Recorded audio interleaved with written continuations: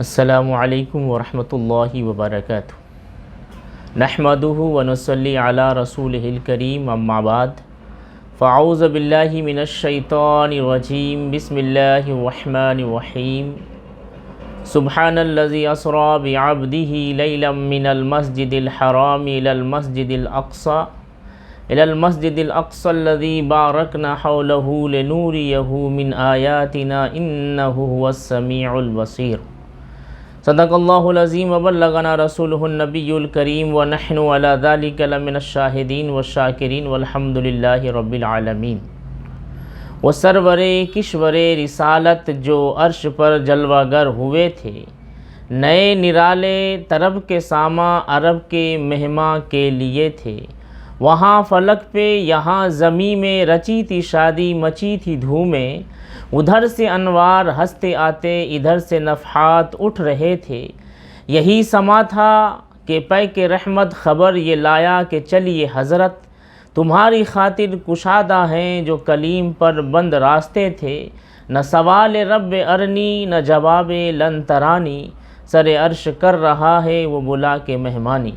عزیزان ملت اسلامیہ، اللہ تبارک و تعالی نے تمام انبیاء کرام کو معجزات عطا فرمائے، لیکن اپنے محبوب صلی اللہ تعالی وسلم کو سراپا معجزہ بنا کر مبعوث فرمایا۔ اور ان تمام معجزات میں جو اللہ تبارک و تعالی نے اپنے محبوب صلی اللہ علیہ وسلم کو عطا فرمایا، ایک معجزہ معراج ہے۔ یہ معراج النبی صلی اللہ علیہ وسلم وہ معجزہ ہے کہ صبح قیامت تک کوئی بھی اس معجزہ کی مثال پیش نہیں کر سکتا۔ یہ یقین جانیں کہ اللہ تبارک و تعالی انبیاء کرام علیہ السلام کو جو معجزات عطا فرماتا ہے، وہ ان تمام انبیاء کرام کے زمانے میں سب سے نمایاں عمل ہوتا ہے، سب سے نمایاں چیز ہوتی ہے۔ اس کی کوئی مثال پیش نہیں کر سکتا، اس کی کوئی برابری نہیں کر سکتا۔ اللہ تبارک و تعالی نے اپنے حبیب صلی اللہ علیہ وسلم کو تو یہ معراج عطا فرمائی۔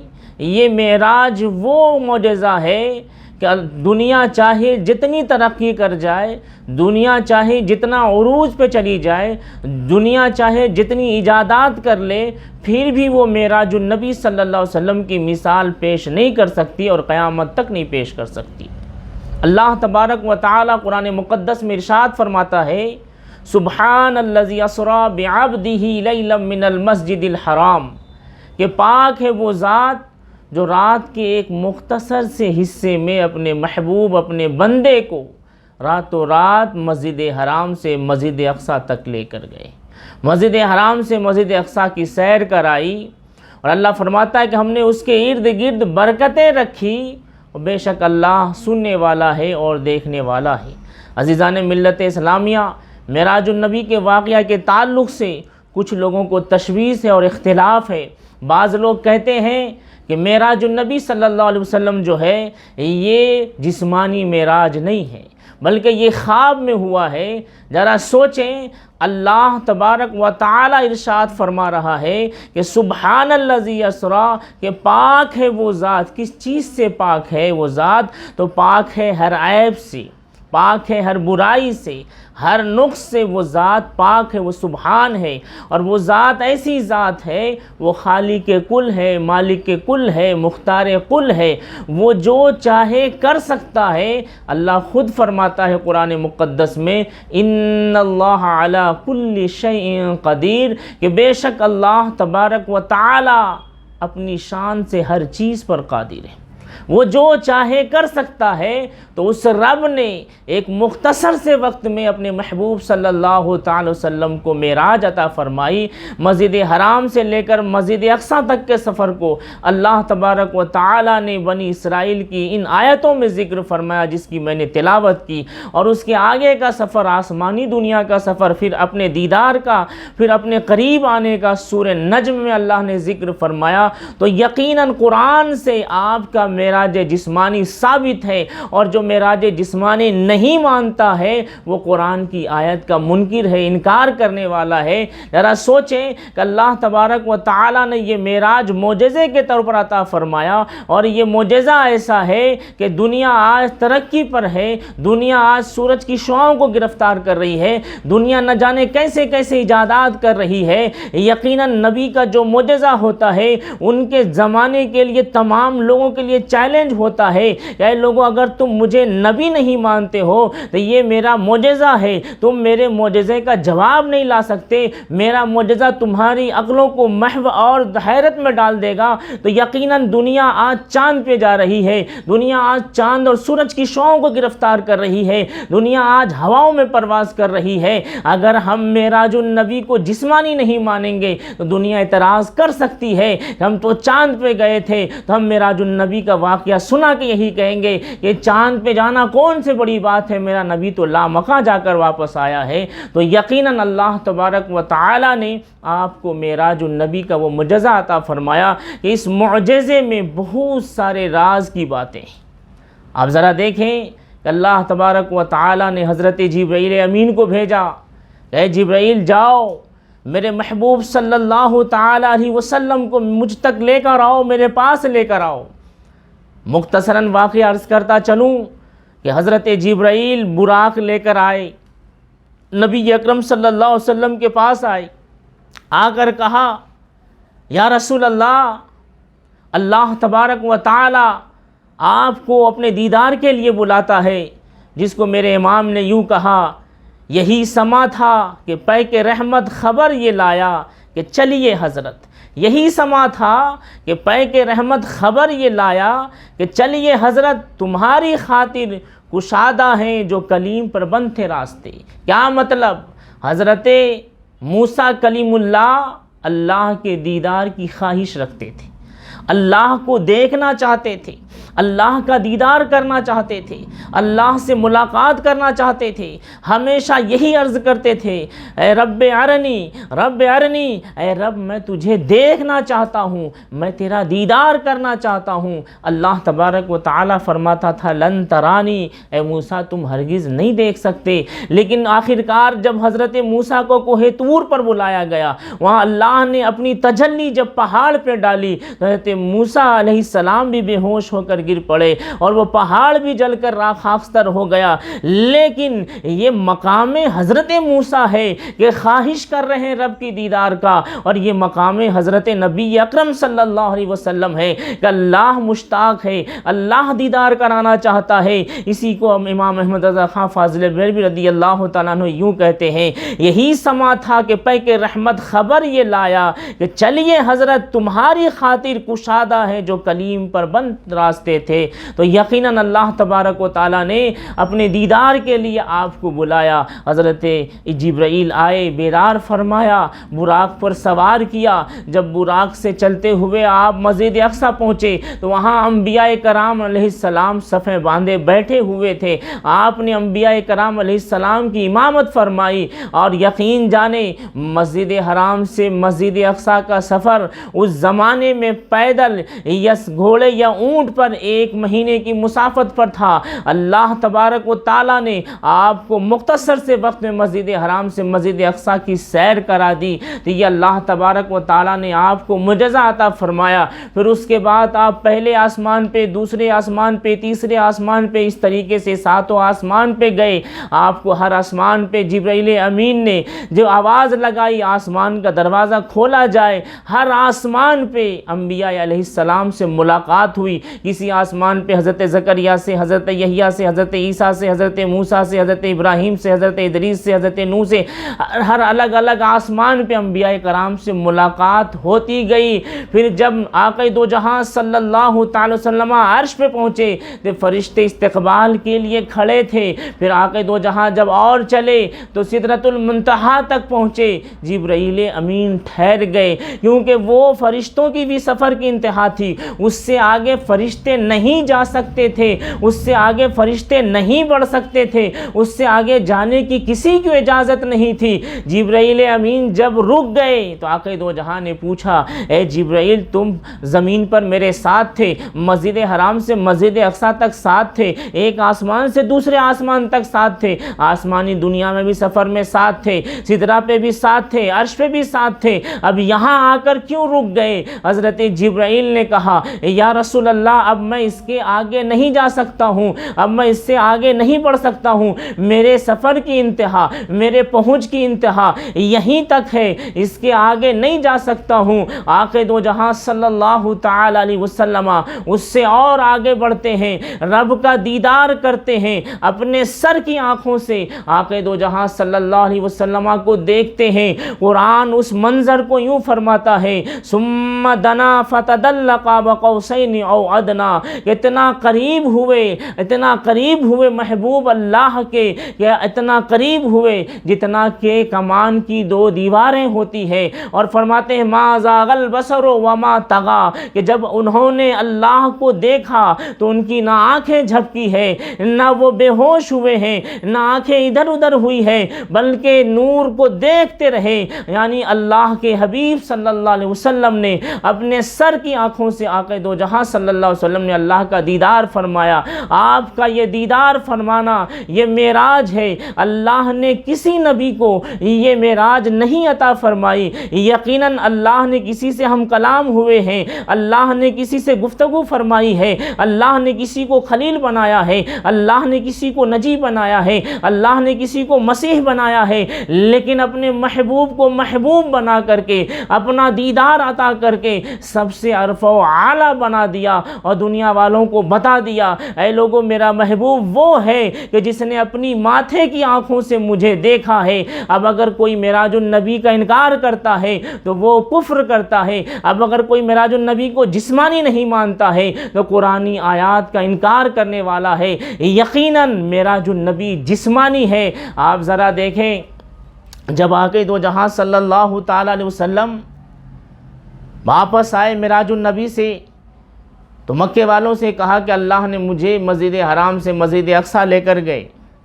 ابھی آسمانی دنیا کا سیر نہیں فرمایا، بلکہ مختصر سے وقت میں گئے۔ اس منظر کو کسی شاعر نے یوں کہا، زنجیر ہلتی رہی در بولتا رہا، لوٹے تو ام ہانی کا گھر بولتا رہا۔ یعنی کہ اتنے مختصر سے وقت میں آپ تشریف لائے کہ دروازہ بھی ہل رہا تھا، دروازے کی جنزیریں بھی ہل رہی تھی۔ حد تو یہ ہے کہ جس بستر مبارک پر آرام فرما تھے وہ بستر بھی گرم اور حرارت محسوس دلا رہا تھا۔ اس وقت میں آپ تشریف لائے، یقین جانے جب کفار مکہ سے کہا گیا تو کفار مکہ نے انکار نہیں کیا، بلکہ مانا، اس طور پر مانا کہ تعجب ہوگا، ایسا نہیں ہو سکتا ہے کہا، یعنی اسے معلوم ہے، لیکن پھر بھی انہوں نے دلیل میں پوچھا کہ ذرا بتائیں آپ جب گئے تو وہاں مسجد اقصی میں کتنے ممبر ہیں، کتنے محراب ہیں، کتنے پیلر ہیں، یہ سارے سوالات کیے۔